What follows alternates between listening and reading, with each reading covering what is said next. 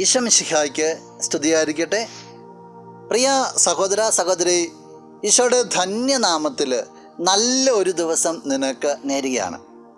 വിശുദ്ധ മത്തായി അറിയിച്ച സുവിശേഷം 28 6 തിരുവചനം. അവൻ ഇവിടെയില്ല, താൻ അരുളി ചെയ്തതുപോലെ അവൻ ഉയർപ്പിക്കപ്പെട്ടു.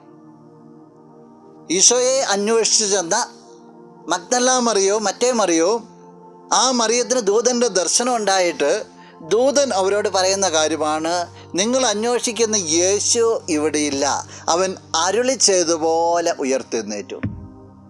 നഷ്ടദൈതരായിട്ടാണ് ഈ 2 സ്ത്രീകൾ അവിടെ എത്തിയത്. അവരേറെ പ്രതീക്ഷിച്ചിരുന്ന, അവരെ ചേർത്ത് പിടിച്ചിരുന്ന ഈശോ നഷ്ടപ്പെട്ടിരുന്നു.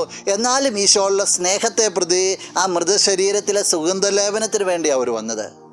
പക്ഷേ ആ ശരീരവും നഷ്ടപ്പെട്ടിരിക്കുന്നു. അവരോട് പറയാ ദൂതൻ, ഒന്നും നഷ്ടപ്പെട്ടിട്ടില്ല, അവൻ ഉയർപ്പിക്കപ്പെട്ടിരിക്കുന്നു.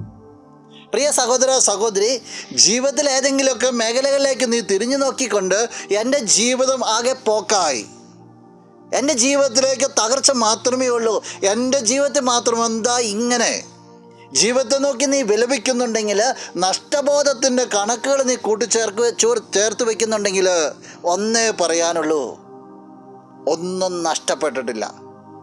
നമ്മുടെ കർത്താവുണ്ട്. ആ കർത്താവിനെ നീ ദർശിക്കും. ആ കർത്താവ് നിൻ്റെ ജീവിതത്തിൽ ഇടപെട്ടിരിക്കും. അവൻ്റെ മുമ്പിലായി ഈ പ്രഭാതത്തിൽ നമ്മളായിരിക്കുക. നിൻ്റെ ജീവിതത്തിലേക്ക് ഈ കർത്താവ് കടന്നു വരും. നമുക്കൊരു നിമിഷം ഒന്ന് കണ്ണുകളടച്ച് കരങ്ങൾ കൂപ്പി പ്രാർത്ഥിക്കാം.